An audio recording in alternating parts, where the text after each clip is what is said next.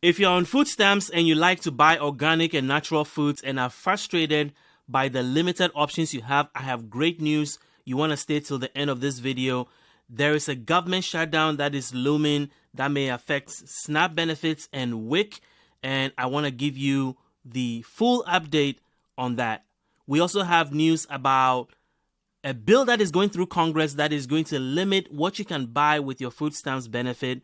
This is really breaking news, and so I have full details on what this means for your SNAP benefits. And more states have been added to the summer EBT program. As you may know, there is money available to feed children during the summer in a new program, in a new permanent program, and a lot of states have signed up. We've added more states, so I want to give you the full update on that. So this and other updates is in store for this episode of the SNAP updates for the week. And one of the things that is new is also a petition to remove the interview requirements for SNAP benefits. This is going to save a lot of people time when they're trying to apply for SNAP benefits or renew their benefits. So let's get right into it. So the first thing I want to talk about is the government shutdown. I feel like we've been through this so many times, but here again, we are. SNAP benefits and WIC are at risk due to shutdown potential in March. So on March 1st, the government was set to, shut down, and there was a bill that was passed in Congress to kick the can a few days further down the road. So while the House passed the short-term deal to avoid the government shutdown, millions of low-income households are still in danger of losing access to their benefits. The short-term deal is expected to expire on March the 8th and the 22nd. If a bill is not passed by this period, then millions of households will be severely impacted. So what does that mean for you? Well, here's how it can impact SNAP and WIC. Because of the way SNAP is funded, the impact of a government shutdown wouldn't be felt right away. However, each month that benefits are issued, basically the way SNAP works is that for the current month, benefits are issued the prior month. So people will receive their benefits as normal in March if Congress can't reach a deal by March 8th. However, if the shutdown drags on further, there's a reserve fund that may allow SNAP to keep operating for a little while, but delays and issues might arise if USDA employees who run the program are furloughed. When it comes to WIC, the situation is actually much worse. WIC provides assistance to low-income pregnant women, new mothers, and their babies and young children. And the program is currently facing a $1 billion budget shortfall. WIC has enough money to keep offering aid for a short time under a government shutdown, but that could run out quickly. So when WIC doesn't have enough money to help everyone that qualifies, then they're going to prioritize certain groups of people, including pregnant women, breastfeeding women, and infants with nutritional needs. If there's enough funding to help them, WIC will offer assistance for the next priority tier, which includes infants under 6 months old who have nutritional-related medical issues. This means that millions of WIC recipients across the country may lose their benefits and be pushed into a waiting list. However, if the additional money to fund WIC is approved by Congress, it could come at the expense of SNAP recipients, which is what I want to talk about.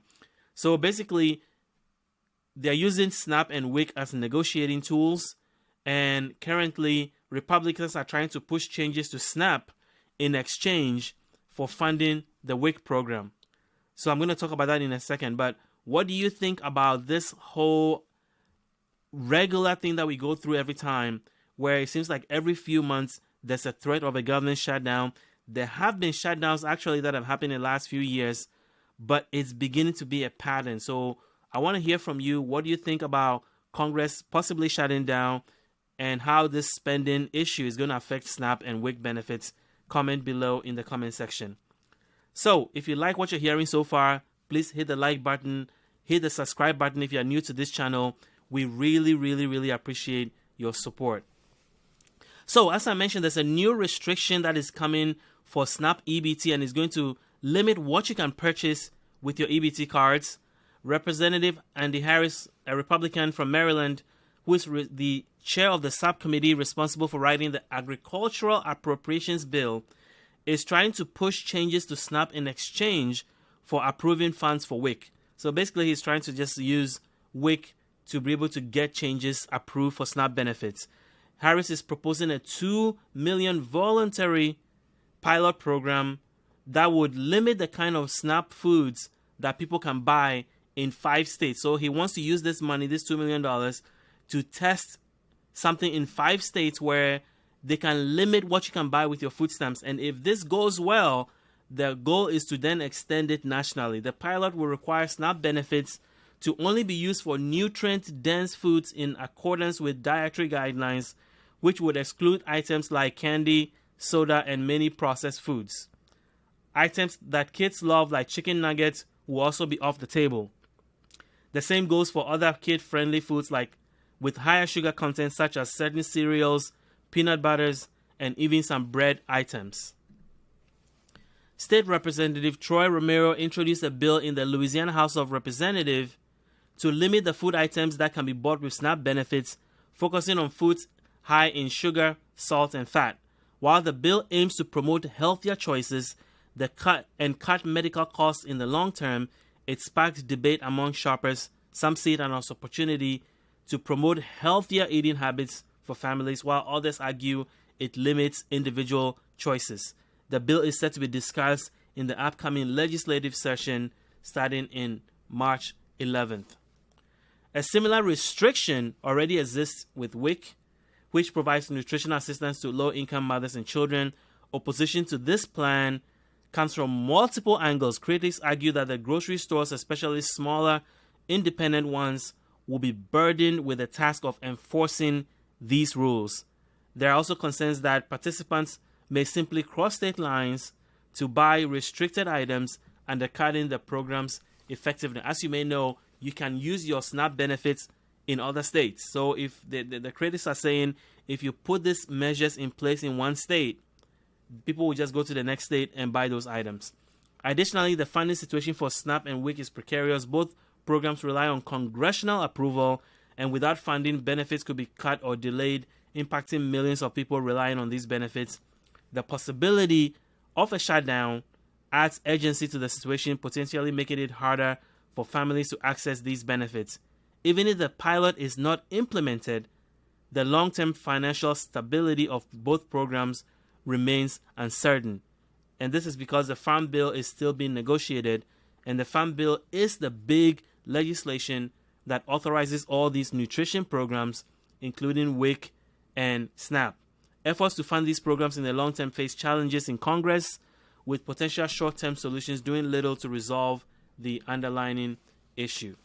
So, what do you think about this idea to limit what SNAP recipients can buy with their food stamps? Do you think it's a good idea? Do you have any thoughts on which items should be limited or which items should be banned from SNAP benefits? I want to hear from you in the comments below. So the next thing I want to talk about is the summer EBT program. As you may know, there's $120 payments coming this summer, and new states have been added, and there's an update for Louisiana.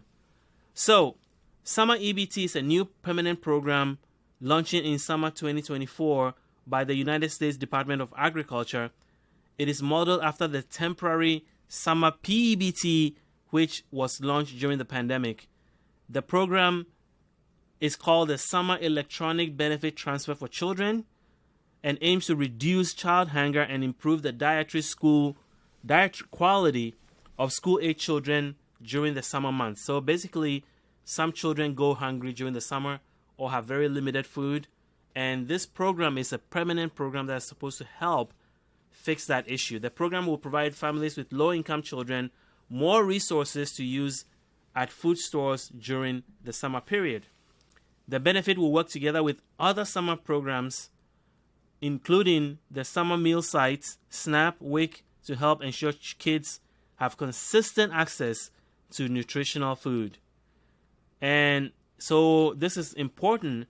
This does not replace the current summer programs that are already there. This is going to supplement that and add to that. More than 29 million children across America will benefit from the summer EBT program. Summer EBT will come in form of preloaded cards that families can use to purchase groceries. Beginning in summer 2024, families will receive $40 per child per month from this program. Now, some states have opted out of the program, and Louisiana is one of those states, but there is an update. Louisiana had the opportunity to participate in the summer program. However, Governor Jeff Landry declined to accept the funds, opting the state out of the program. Louisiana Representative Jason Hughes introduced House Bill 18 that would mandate Louisiana to participate in the program. The initiative aims to support low-income households, especially children who qualify for free school meals.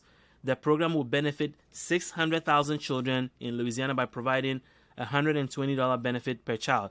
So basically, this is the free money coming from the government to help support kids during the summer. And some governors have decided they don't want a part of it. And although majority of the states are participating, some states opted out, a few of them, and Louisiana is one of them. So this is some of the people in the state legislature applying some pressure. The initiative, originally a COVID relief effort, is aimed at providing food assistance during the summer months when children may not have access to school meals. And a lot of kids depend on school meals as their major source of nutrition, school breakfasts and school lunches. So when this goes away, it doesn't mean that their situation changes, because during the summer, that is when a lot of these kids have problems with nutrition. So despite its benefits and relatively low cost, Governor Landry cited self-sufficiency in rejecting the program. And here I'm not really sure who is supposed to be self-sufficient here. Is it the children that are supposed to be self-sufficient? Because saying that self-sufficiency is the reason you don't want to get free aid to children, it's really baffling. Various organizations, including some of the state senators and the Louisiana Legislative Black Caucus, have expressed disappointment and disapproval of the state's decision. They argue that denying this assistance perpetuates poverty and food insecurity, and it's not the best interest of the community. Georgia is another state that declined benefit. Georgia Governor Brian Kemp office announced that the state will not be participating in the federal summer food assistance program. Kemp spokesperson Harrison Douglas stated that the federal-era COVID EBT program lacked basic nutritional requirements and sustainability, and it did not align with the goal of improving the health and wellness of children in Georgia. The state chose not to participate in the proposed EBT program and instead highlighted the success of its seamless summer program administered by the state's Department of Education. So here, Georgia is saying they have their own state program. They will rather continue to run their own program than take federal money, additional federal money that is free. The seamless summer program provided millions of breakfasts and lunches in 2023 with a focus on reaching families in rural areas. The seamless summer program provided millions of breakfasts and lunches. Georgia also emphasized the effectiveness of its Happy Helping program, part of the summer food service program, which reimburses organizations serving free, healthy meals and snacks to children and teens in low-income schools, in low-income areas when schools are out. So basically, Georgia is saying that they don't want federal money, but they are going to pay all these organizations that provide food for the very group that the government is giving you free money, the federal government is giving you free money to provide assistance to. And this will go directly to those families on EBT cards versus families having to go to some organizations to get nutrition assistance. But this is what they want to do. So in summer 2023, 2.8 million meals were served through the Happy Helping at 997 feeding sites. So we have feeding sites across the state where people have to go to, and here the federal government is giving you money that goes directly to parents so that they can provide nutrition for their kids. The state's Department of Early Care and Learning offered state-funded startup grants in 2022 and 2023 to organizations willing to establish feeding sites in underserved areas, further increasing the availability of free meals and snacks in the state of Georgia. Well, another state that turned the money down is Texas. Texas has rejected millions of dollars in federal funding from the USDA Summer EBT program, which would have provided additional nutrition assistance to 1.4 million children during the summer months. Texas officials cite challenges in administering the program, including resource constraints, the need for new appropriations from the legislature, and the absence of final guidance until 3 days before the deadline to accept applications. So basically, Texas is saying that the government did not give them clear instructions on how the program was going to work, and so they are not going to participate because of that. 1 in 8 people in Texas, including 1 in 5 children, is at risk of hunger, and the summer program aims to address nutritional gaps when school meals are not available. Feeding Texas attributes the state's inability to adopt the program to long-standing issues with the Texas HHSC, such as staffing shortages and backlogs in administering other assistance programs. So, summer EBT for 2024 by state: Nebraska, Iowa, South Dakota, and Texas are among the states that have publicly criticized the program or its cost. However, the federal government will allow states to participate in the future. So the states that are saying no now can participate in the program in the future if they change their mind. As of now, 46 states, territories, and tribal nations have announced their intention to participate in the program. States and tribal nations have until January 1st to notify the USDA of their decision. So all the 46 states and territories that we talk about are locked in to participate in the program. So here is the complete list of states, territories, and tribal nations that are participating in the program. As you can see, we have Arizona, Arkansas, California, Colorado, Connecticut, Delaware, Hawaii, Illinois, Indiana, Kansas, Kentucky, Maine, Maryland, Massachusetts, Michigan, Minnesota, Missouri, Montana, Nebraska, which is the new addition, Nevada, New Hampshire, New Jersey, New Mexico, New York, North Carolina, North Dakota, Ohio, Oregon, Pennsylvania, Rhode Island, Tennessee, Utah, Vermont, which is also new, Virginia, Washington, West Virginia, and Wisconsin, and all the tribal territories and Puerto Rico that have been listed on here. So who is eligible for this summer EBT? Well, there are several ways to qualify for the program. It is intended to reduce food insecurity for children who lose access to free and reduced price meals through the National School Lunch Program or the School Breakfast Program during the summer months. Children who are certified as directly eligible for 2024 summer EBT during the summer will be issued the full summer benefit. So, here are the categories of people or children who are eligible for this benefit program in summer 2024. To be eligible for the summer 2024 EBT program, your child must meet one of the following requirements during the current 2023-2024 school year. Number 1, approved and participating in the summer school lunch program or the school breakfast program. Number 2, attend a national school lunch program or national school breakfast program participating special provision school. Number 3, attend a national school lunch program or national school breakfast program participating school that are certified as eligible through the summer EBT application. And then finally, you must be determined directly eligible by participating in SNAP, TANF, or WIC, SNAP, TANF, or Medicaid program. Now, households can establish eligibility for summer 2024 EBT at any point between the start of the school year, which is already ongoing, and the last day of the 2023-2024 school year summer period. So basically, you have until the school year ends in your state, if your state is participating in the program, to sign up for this benefit. So how do you qualify? Well, your household should participate in the SNAP program, and if you do, you will automatically qualify for the program. In addition, if you participate in a temporary assistance for needy families, so these are other ways you can qualify. Food distribution program on Indian reservations and Medicaid in select states. Who is not eligible for summer EBT? Well, if a child does not fit the criteria to be automatically eligible for benefits or filling out an application, they may not be eligible for the summer EBT program. There are 2 groups of children who will not receive benefits. 1, children who attend schools that participate in the National School Lunch Program but are not income eligible for free or reduced price meals. Then number 2, children who cannot be directly certified and do not attend a school participating in the National School Lunch Program. So basically, if your child attends a National School Lunch Program school, but is not income qualified, or your family is not, then you cannot get the summer EBT benefit. And if your child is not attending a school that participates in the National School Lunch Program, then you cannot, because the whole point is to supplement the nutritional needs of students or kids that are participating in the National School Lunch Program or the National School Breakfast Program.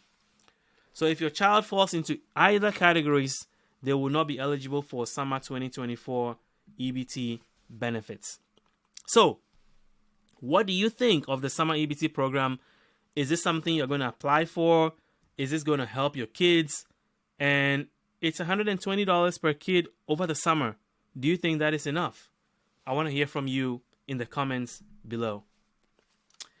And then moving on, this is a petition to end interviews for SNAP benefits. It could make it easier for people to get food assistance. So let's talk about it. So there's a petition to end SNAP interview requirements. Advocacy groups are petitioning for the end of SNAP interviews. Students and legal advocacy groups are petitioning the USDA to lift the interview requirements for SNAP. Basically, people who receive SNAP benefits and applicants, they argue that the current requirement is burdensome, preventing eligible individuals from receiving aid. The groups, including the National Student Legal Defense Network and the Center for Law and Social Policy, are calling for the removal of this requirement to streamline the process and improve access to benefit. I mean, a lot of states have backlogs in processing SNAP benefits, so it's not surprising that people are pushing for this, because the goal is that it will help in reducing the backlog for SNAP benefits. I mean, some states have as long as 10 months. People are waiting to get food stamps in states like Alaska. So the USDA is reviewing the proposal, which aims to address challenges faced by applicants, including scheduling difficulties and missed interviews leading to denial of benefits. Currently, an estimated 42 million Americans receive SNAP, and the average benefit of $212 per person or $401 per household. The current SNAP eligibility requirements states that applicants must complete an initial certification interview by phone or in person within 30 days of submitting the application. And this is where a lot of people get kicked off the benefit. Expedited interviews may take place within 7 days of a particular. If you meet a particular criteria for eligibility to get expedited benefits, then your interview must happen within 7 days. Seasonal farm workers, migrant workers, certain other households may receive expedited interview. Also, eligible households receive a notice indicating their certification period or how long they will receive benefits for. Before that period ends, a participant's local SNAP office will then contact them to let them know what they need to do to recertify, including having to participate in the interview. So the problem with interviews. So here's an example of what somebody went through, which is why this is being pushed. So Eviana Kimani, 24-year-old student at West Los Angeles College, received SNAP benefits for 1.5 years before leaving the program because of difficulty in scheduling her recertification interview. Initially, she had signed up for food stamps through her local food bank, but she found going through the social services to renew her benefits during hours that are challenging for her because of work and school obligations. She was moving at the time, and everything with the SNAP assistance program was paper-based, causing a challenge for her changing her address post-move. So she's saying that you can get to pick the time. You don't get to pick the time for the interview. It's given to you, and usually since the interview is during the day, it can be an inconvenience if you work or go to school. You also don't know how long the interview will be, which is typical of a government service. And she's saying that if I didn't have to go through the screening process, I definitely would have been on the benefits longer. But if she couldn't keep it up, so she got kicked off the program. So this is her story, and she's one of the people that are pushing for this to happen. And up to 31% more could qualify if this requirement was lifted. And that's a big number. A 2021 study in California found that 31% of SNAP applicants in LA County were denied due to missing their interview, compared to 6% who were denied for failing eligibility requirements.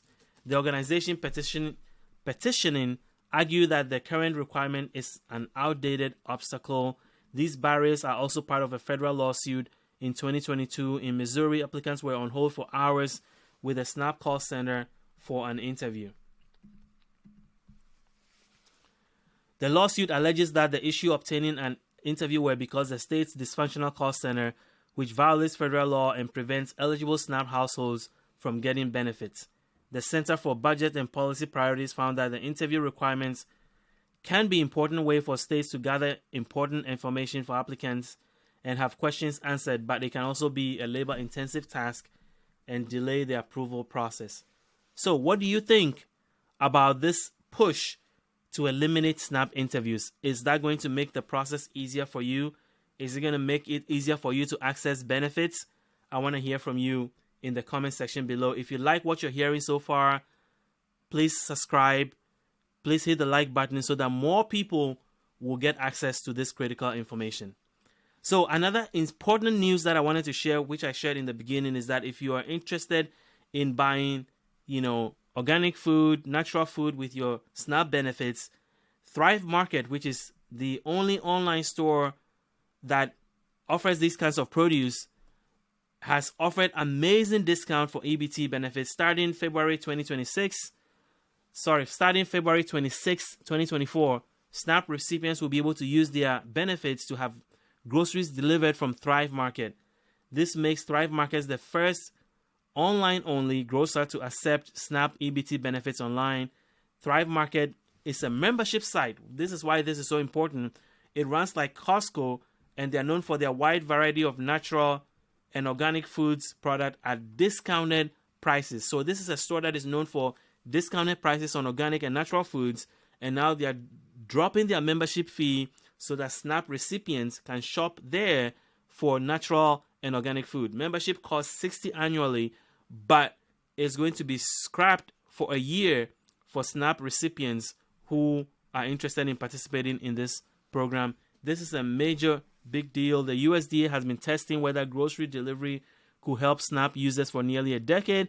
The pandemic cleared the way for this to be accelerated, and USDA realized that online shopping was really important. Essentially, for those SNAP users with transportation or mobility challenges, this is a big deal. So adding Thrive Market to this list is very exciting. According to Thrive Market CEO and founder Nick Green, the new change will serve even more families since more than 1/3 of SNAP recipients are kids. While the digital divide persists, the vast majority of SNAP households have some form of internet access, making online grocery delivery more accessible. One challenge they have is with people that are really struggling. They may not have the stable address for home delivery. So that's something that needs to be considered. But majority of SNAP recipients will be able to benefit from this. So this is a very, very big deal. Let me know what you think. Are you into organic and natural foods? Have you struggled finding it in your local market for reasonable prices? Well, this is going to solve that problem. Thrive Market is introducing a great deal for SNAP recipients. Let me know what you think. Let me know if this is something that you plan to use. And so far, if you like what you're hearing, again, if you hit the like button, it means that this video will be seen by more people. And please consider subscribing because we really appreciate your support. And then finally, these are 3 EBT discounts that you probably aren't taking advantage of that you should. We've compiled 3 top ones that we think every SNAP recipient should be using right now. The first one is the Double Up Food Box. The Double Up Food Box matches your SNAP EBT dollars so that you get twice the fruits and vegetables. Double Up helps you bring home more healthy food by matching your SNAP or food stamp dollars spent on fresh fruits and vegetables. If you receive SNAP benefits, you are automatically eligible for Double Up bags. Currently, it is offered in more than 900 locations, from farmers markets to grocery stores. To find a Double Up Food Bags location near you, visit their website at doubleupamerica.org. Once you're on the website, select your state and visit their individual state websites. There you will find a list of participating locations in your area. With an eligible location, if you visit, basically, here's how it works. When you go to an eligible location, you will use your SNAP benefits to buy tokens. And then those tokens, if you buy like a $10 token, it will give you $20 in tokens. And then you can use that $20 to go shop at any fruits and vegetable location on that farmer's market or grocery store. The second is the Lime Access program. Lime Access provides discounted e-bikes and e-scooter rides to those with limited income. The goal of the program is to provide sustainable and affordable transportation to more communities. To date, they have served over 1.834 million trips on Lime Access. Transportations can be expensive, and Lime is working to provide a solution to the problem. To qualify, you must provide a reason for eligibility, your name, email, birth date, and phone number. And the reason for eligibility include participation in one of these programs. You have food stamps, Medicaid, reduced rate utility bill, which is example is CARE in California, free or reduced school lunch program, reduced transit fare program, Social Security Supplemental Security Income, which is SSI, Special Supplemental Nutrition Program for Women, Infants, and Children, otherwise known as WIC, and the Federal Subsidized Housing Program, and Pell Grant recipients for students. To apply, you can apply for discounted e-bike and e-scooter program, the Lime Access, on their website at li.me site. There's something funny about that link. But if you Google Lime Access program, it will pull it up, and then you'll be able to apply. Use the link in your bio to apply. No smartphones or credit card, no problem. For riders without smartphone, you can text 1-888-495-5014 to unlock an e-bike or e-scooter and follow the prompts. For riders without a credit card, once qualified for Lime Access, you will receive a Pay Near Me payment code. For questions about the Lime Access program, email support@li.me. I think that domain is supposed to say li.me site. So the third one is discounted National Diaper Bank Network. The National Diaper Bank Network provides basic necessities required to build strong foundations all children, families, and individuals need to thrive and reach their full potential. 1 in 2 families in the United States struggle with diaper needs, and the National Diaper Bank Network wants to change that.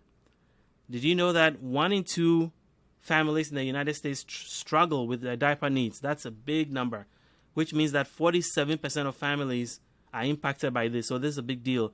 They work in partnership with their network of local diaper banks, allied programs, donors, sponsors, and elected officials to end diaper need and period poverty in the United States. The National Diaper Bank Network connects and supports the country's more than 225 community-based diaper banks that collect, store, and distribute free diapers to struggling families. The network serves nearly 280,000 children throughout the country each month. So if you need diapers, free diapers, use a local diaper bank network community organization near you, or you can visit their website to find a location near you at nationaldiaperbanknetwork.org/member-directory.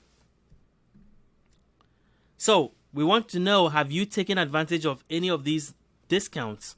Did you know these 3 discounts existed for SNAP recipients? Have you taken advantage of them? Have you taken advantage of any of the EBT discounts that we've shared on this platform? If you have or haven't, we want to hear from you in the comment section below. Let us know your thoughts about that. And that is all I have for you in terms of EBT updates. If you are new to this channel, consider subscribing, and thank you for watching.